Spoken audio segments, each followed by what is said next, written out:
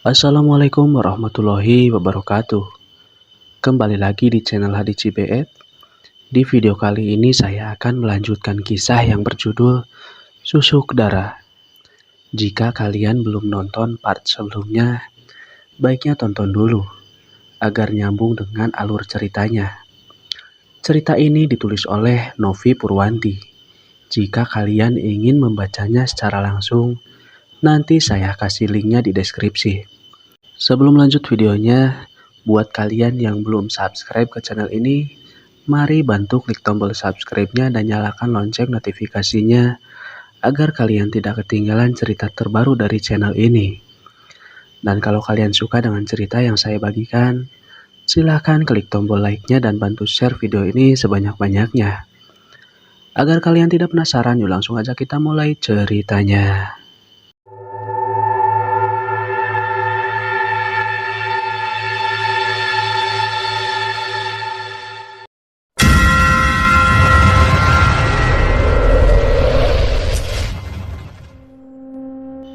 Mbak Rini datang ke rumah emak sesaat setelah kami sampai. Dia meraung-raung karena bertengkar dengan Mas Riki. Itu semua gara-gara Estu, Mak. Dia yang merusak rumah tanggaku. Mbak Rini menuding wajahku lagi. Aku yang duduk di ruang tamu tak peduli. Toh aku sekarang tidak selingkuh lagi dengan suaminya. Dasar Mas Riki saja yang gak bisa lihat wanita nganggur. Terserah Mbak, aku udah pusing. Kalau Mbak gak percaya, coba lihat video ini. Tadi aku merekam perbuatan Mas Riki. Ponsel keluaran terbaru, harga puluhan juta ku berikan ke Mbak Rini. Ia terbelalak melihat video yang memalukan itu. Cepat-cepat aku merebut ponsel sebelum ia melemparkan ke lantai. Wanita yang sedang murka itu mengerikan. Mbak Rini telah diguna-guna. Mas Riki itu pakai pelet selama ini. Aku memasukkan ponsel ke dalam tas branded. Diam kamu. Susah memang ngomong sama orang yang sudah buta mata hatinya. Aku hanya mau sampaikan satu hal. Bukan hanya satu wanita yang ditiduri Mas Riki, tapi banyak. Suatu saat pasti semuanya terbongkar. Mas dari tadi terdiam. Dia hanya memijit pelipisnya. Kalau Estu benar, apa yang akan kau lakukan, Rin? Akhirnya emak bertanya. Aku juga merasa aneh sama Riki. Apapun kesalahannya, kok merasa welas dan kasihan terus? Gak tega menasehati. Bertahun-tahun dia tak kerja dan numpang makan, aku sama sekali tidak keberatan. Apa selama ini aku juga sudah kena guna-guna ya? Belum lagi uang warung yang setiap hari raib, kukira diambil tuyul. Kalau ku ingat, uang itu raib setelah Riki datang ke warung. Mbak Rini terduduk lemas, wajahnya sangat keruh. Besok aku mau ke orang pintar, mau memastikan perkataan Estu. Tiba-tiba aku teringat tentang Mbah Murti. Kebetulan aku mau bertanya tentang teror Wowo dalam mimpiku. Mbak, kita ke Mbah Murti saja besok. Ma apa mau ikut sekalian? Biar besok warung libur dulu. Ma mengangguk. Kamu pura-pura saja, Rin. Biar Riki gak curiga. Ma memberi wejangan. Mbak Rini mendesah. Ia melanjutkan menangis hingga beberapa saat. Aku pun masuk ke dalam kamar setelah Mbak Rini pulang. Malam ini tidurku sangat pulas. Makhluk anyir mengerikan tidak mendatangi. Oh, ternyata enak sekali tidur nyenyak. Tubuhku segar dan bertenaga. Keesokan harinya, kami menyewa taksi online ke rumah Mbak Murti. Wanita tua itu mengucapkan terima kasih kepadaku secara pribadi dan berbisik supaya tidak diketahui Mbak Rini dan emak. Aku pun berbicara tentang Mas Riki. Semua orang di ruang tamu yang sudah dicat warna biru langit itu mendengarkan. Bagaimana Mbah? Apakah Mas Riki pakai guna-guna? Mbak Rini tak sabar bertanya. Mbah Murti memanjakan matanya. Dia pakai guna-guna asap rokok. Gurunya adalah orang yang tinggal di Lamongan. Selama Riki ngisi asap rokoknya, kalian akan berada di bawah pengaruhnya. Bagaimana cara mematahkan guna-guna? Tanya Mbak Rini lagi. Buang semua rokok ke jamban. Jamban siapa, Mak? Semua orang udah punya WC. Mbak Rini menoleh kepada emak. WC juga boleh. Mbah Murti manggut-manggut. Jangan pakai tangan kosong pegang rokoknya. Pakai sarung tangan biar kamu nggak terpengaruh. Baik, Mbah. Aku menyela. Mbah, aku mau bicara sebentar. Ayo ke kamar. Mbah Murti mengajakku masuk ke dalam kamarnya. Siapa Wowo yang setiap malam datang menggauliku, Mbah? Tubuhku rasanya sakit walaupun dalam mimpi. Tanyaku saat sudah sampai di kamar. Wah, apa aku lupa cerita ya? Mbah Murti menggaruk-garuk rambutnya. Makhluk itu adalah penghuni jarum susuk emas. Dia akan melakukan tugasnya kalau kamu melakukan hubungan tanpa nikah. Lalu apa yang harus kulakukan agar makhluk itu nggak kembali? Menikah, Nduk. Susuk akan keluar dengan sendirinya. Sebenarnya ini pertama kali aku pasang susuk darah perawan. Biasanya cuma susuk di bibir, mata atau dada. Paling sering di paha bagian dalam. Loh, Mbah, lalu bagaimana? Apa bisa dikeluarkan dengan ganti susuk paha? Mbah Murti menggeleng. Susuk darah perawan itu abadi. Tidak ada yang bisa melepas kecuali pernikahan yang sah. Aku menepuk kepala. Waduh, kalau kamu ingin bebas, menikahlah, Nduk. Sekarang gantian aku yang menggaruk rambut. Setelah selesai semua, kami pun berpamitan pulang. Mbah Murti tak mau menerima pemberian. Dia hanya menyeringai seram. Mbak Rini langsung menuju ke rumah. Aku dan emak membantu menggeledah rumah Mbak Rini. Mumpung Mas Riki masih ngojek. Entah ngojek, apa mencari sangkar burung. Aku tidak peduli. Satu tumpuk rokok berhasil ditemukan. Kalau diuangkan setara ratusan ribu rupiah. Mbak, kalau rokok dibuang di WC, nanti mampet. Aku mengeringitkan kening. Ya juga ya, kalau gitu kubuang aja di WC pasar. Hush, jangan. Kasihan kalau mampet. Emak menyela. Rumah Mbok Nung itu di belakang pasar sepertinya masih jamban. Emak bantu buang di sana gak apa-apa. Emak langsung membawa kresek hitam berisi rokok itu keluar rumah. Aku dan Mbak Rini duduk di atas sofa. Kami tak saling berbicara. Kalau Mas Riki beneran jahat, aku nggak tahu apa yang harus kulakukan Estu. Mbak Rini memulai pembicaraan. Aku takut, piye nanti Edo. Dia butuh figur ayah. Mbak pikir sendirilah, kalau mau terus sama Mas Fikri harus kuat-kuat pokoknya. Orang suka selingkuh itu susah berubah, Mbak. Mbak Rini hanya mendesah. Dia tidur meringkuk di atas sofa panjang. Air mata menitik ke pipinya yang ditumbuhi beberapa jerawat. Aku mengatakan itu karena sudah melihat puluhan pria hidung belang yang menjadikan selingkuh sebagai bagian dari hidupnya. Percaya atau tidak, kebanyakan istri pria kaya yang kulayani itu tahu dengan perbuatan suaminya. Mereka tutup mata seolah tidak tahu apa-apa. Mungkin kehidupan yang nyaman salah satu alasannya. Juga anak-anak yang butuh dana tak sedikit untuk sekolah di luar negeri. Kania pernah bercerita, saat itu ada seorang istri melabraknya ketika berada di lobi hotel. Waktu itu Kania akan melayani suaminya. Entah kenapa data bocor. Mungkin sang istri tahu dari ponsel suaminya. Tahu apa yang terjadi? Suami brengsek justru menceraikan istrinya. Dia dengan gampangnya menikah lagi dan selingkuh lagi. Itulah gambaran besar seorang yang doyan selingkuh. Andai pun ada yang berubah, itu jarang dan butuh kemauan besar. Mas Riki aku tidak yakin sama sekali. Dia pelaku guna-guna. Mas Riki bersekutu dengan iblis untuk memuluskan keinginannya. Susah untuk sadar. Sama seperti aku yang saat ini sedang menikmati gelimang harta. Mungkin aku akan tobat, tapi nanti saja. Menunggu dosa segunung sekalian. Bukankah guru ngaji berkata bahwa Tuhan Maha Pengampun? Kalau begitu tobatnya kapan-kapan, kalau sudah kaya raya, ya kan? Kata-kata Mbah Murti terus terngiang. Kalau aku mau terbebas maka harus menikah. Mengapa harus menikah? Lalu, aku menikah sama siapa? Pacaran sama Bang Sandi juga baru seumur jagung. Kalau begini aku harus lebih hati-hati agar tidak ketahuan Bang Sandi terkait tentang pekerjaanku. Supaya dia mau menikahiku. Ya, aku harus bermain cantik. Bang Sandi itu calon suami idaman. Sudah ganteng, kerjaannya juga tidak memalukan. Jadi satpam apartemen mewah itu sebuah kebanggaan loh. Tidak mudah bisa kerja di sini. Harus melalui tes seperti tentara. Bang Sandi pernah menceritakan proses pendidikan satpam yang pernah ia jalani.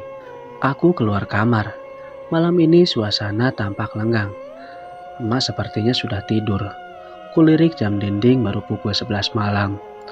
Jam segini biasanya aku masih bersama pelanggan di dalam kamar hotel mewah. Perutku mendadak keroncongan. Membayangkan makan mie telur membuat liurku terbit. Lampu dapur kunyalakan, segera kuletakkan panci berisi air di atas kompor dan memasukkan 2 cabai rawit. Entah angin dari mana yang membuat api di atas kompor mobat mabit. Padahal semua jendela sudah tertutup, kipas angin juga mati. Lantas dari mana angin yang berhembus ini? Terdengar suara yang berasal dari kamar mandi. Tengkuku sedikit meremang. Penasaran sebenarnya ada apa di sana. Sambil membawa bungkus mie, aku berjingkak ke kamar mandi. Brak! Tiba-tiba pintunya tertutup sendiri. Aku terjingkak. Jantungku rasanya melorot sampai ke lantai bersama mie yang terlepas dari genggaman tangan. Rasa penasaran semakin menjadi-jadi. Perlahan ku buka pintu kamar mandi, bersiap melihat sesuatu yang menyeramkan. Kosong, tidak ada apa-apa. Aku menarik napas lega. Dengan cepat aku berbalik hendak mengambil mie yang masih tergeletak di lantai. Tak kusangka, di hadapanku sekarang telah berdiri sosok Kunti berbaju putih berambut gimbal meriap. Lidahnya panjang menjulur hingga ke perutnya. Bola mata yang tinggal separuh dan tanpa kelopak itu menatapku. Badanku langsung kaku, lemas tidak bisa bergerak. Darah. Dalam pandanganku, setan itu menjulurkan lidahnya ke arah kaki. Darah segar menetes-netes dari pangkal pahaku, membanjiri lantai putih. Hantu itu mencecap darah hingga terdengar. Aku sangat ketakutan hingga tak bisa berbuat apa-apa. Bentuk hantu ini jauh lebih menyeramkan dari Wowo susuk emas. Tiba-tiba Wowo itu muncul, entah dari mana, dan mencekik hantu lidah panjang. Dok, kamu sedang apa berdiri di situ? Suara emak membuatku terkejut. Kulihat sekeliling. Darah dan Mbak Kun dan Wowo itu sudah lenyap. Apa aku hanya berhalusinasi? Aku mengucuk mata. Mau buat mie mah, tapi mie-nya jatuh. Itu airnya sudah mendidih. Sini membantu, kamu duduk saja. Emak memungut mie yang tergeletak di lantai. Kemudian ia merebuskannya untukku. Keesokan harinya, saat aku bersiap hendak berangkat ke stasiun, Mbak Rini datang bersama suaminya. Mas Riki terlihat murka, sementara Mbak Rini menangis sesanggukan.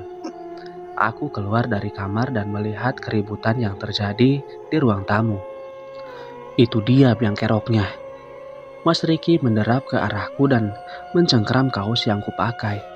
Lepas. Aku menendang lagi kemaluannya dengan lutut. Mas Riki merosot ke lantai dan memegang kemaluannya. Dia tidak kapok-kapok. Sudah ku sliding tempo hari. Bisa dibilang dia itu bodoh, mengganggu sikat tidur. Rasakan. Aku tidak selemah itu. Mbak Rini menjerit melihat suaminya terbungkuk-bungkuk. Aku berlari ke dapur dan mengambil sapu buat jaga-jaga. Tadinya mau ambil pisau, tapi nanti emak khawatir. Mas Riki, apa yang kau lakukan? Tega sekali kamu padaku, Mas. Mbak Rini melolong sambil memegang dadanya. Emak merangkuh Mbak Rini dalam pelukan. Rini, aku minta maaf. Aku kapok, gak akan melakukan hal itu lagi. Pergi kamu dari hidupku, Mas. Aku gak... Alah, siap boy. Pergi kamu dari hidupku, Mas. Aku gak sudi bersama laki-laki pengangguran.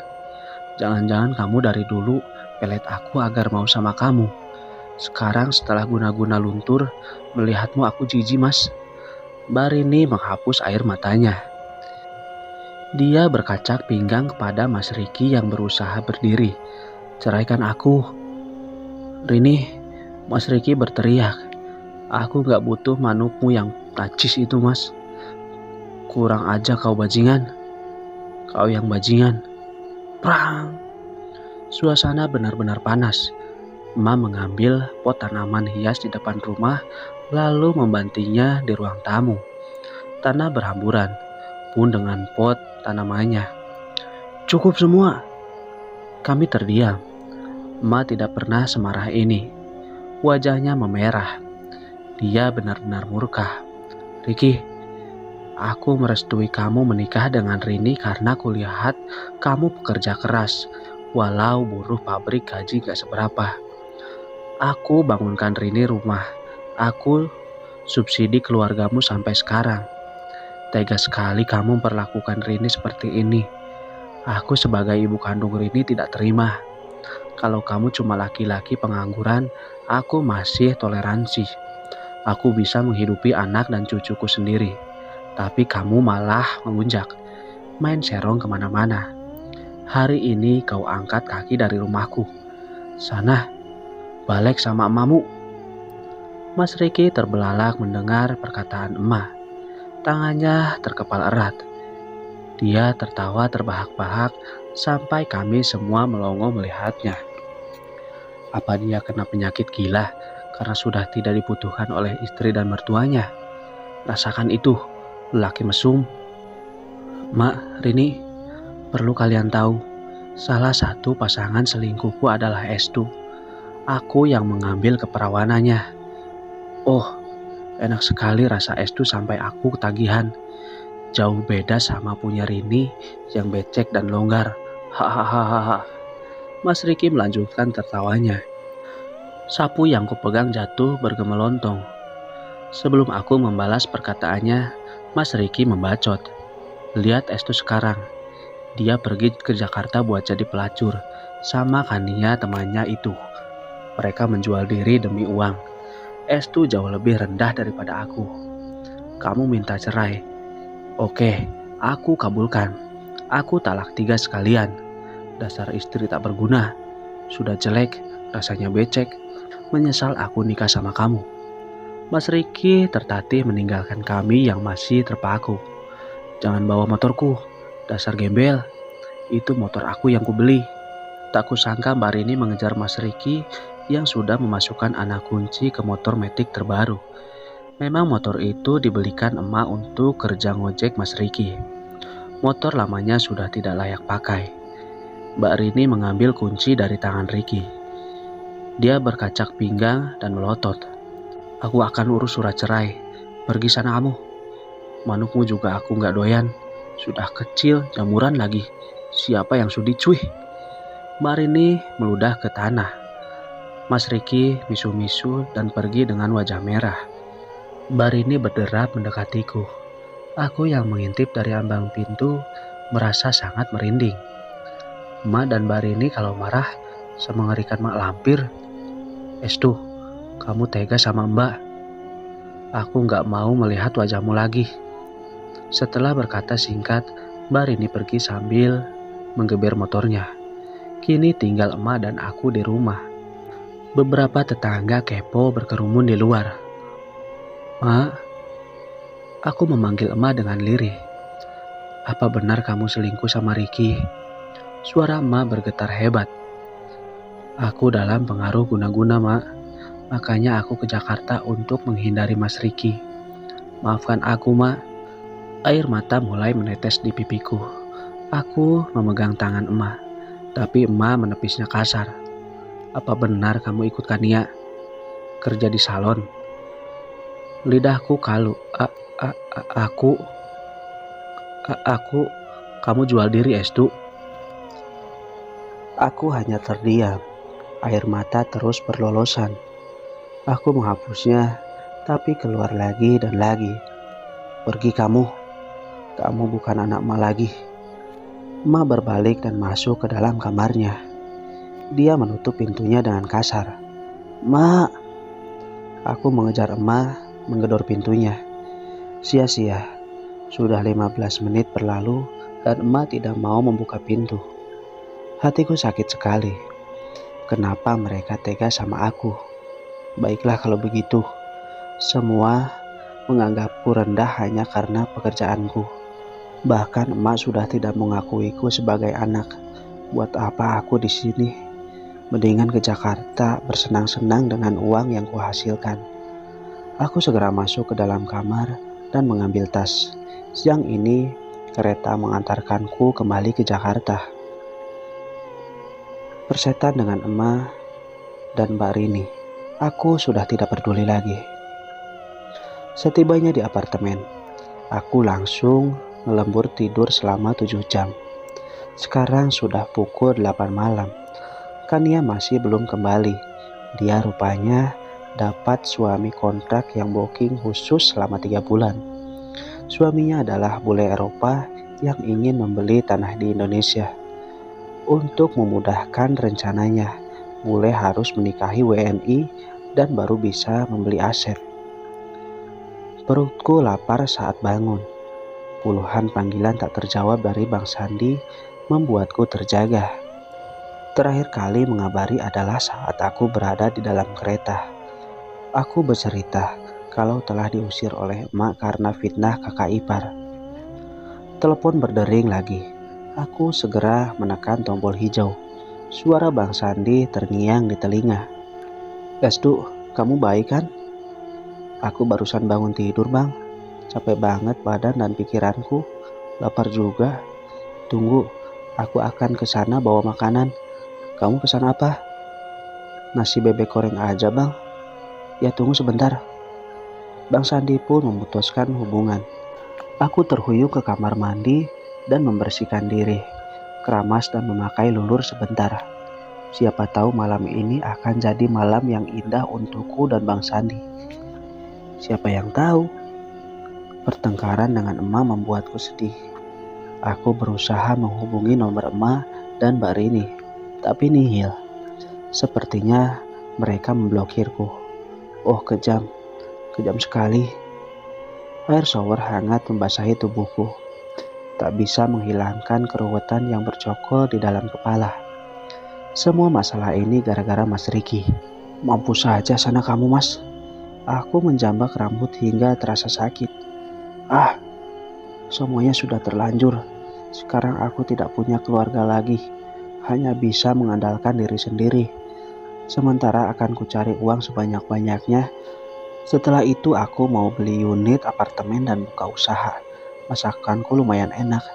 Bakat memasak emak sepertinya menurun padaku.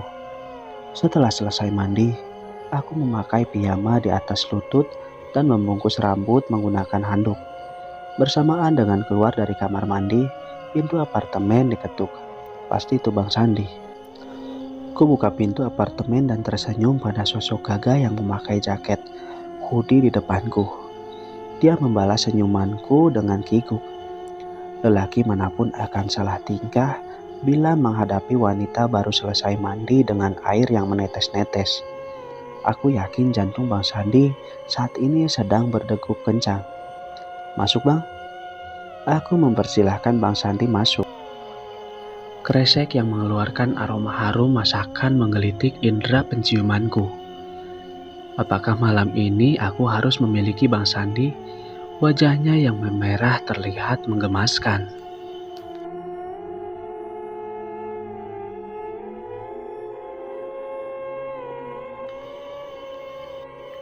Cukup sekian dulu video kali ini. Kita lanjut lagi di part selanjutnya. Agar kalian tidak ketinggalan cerita terbarunya, silahkan klik tombol subscribe-nya dan nyalakan lonceng notifikasinya. Mohon maaf bila ada salah-salah kata. Saya Hadi pamit undur diri. Wassalamualaikum warahmatullahi wabarakatuh.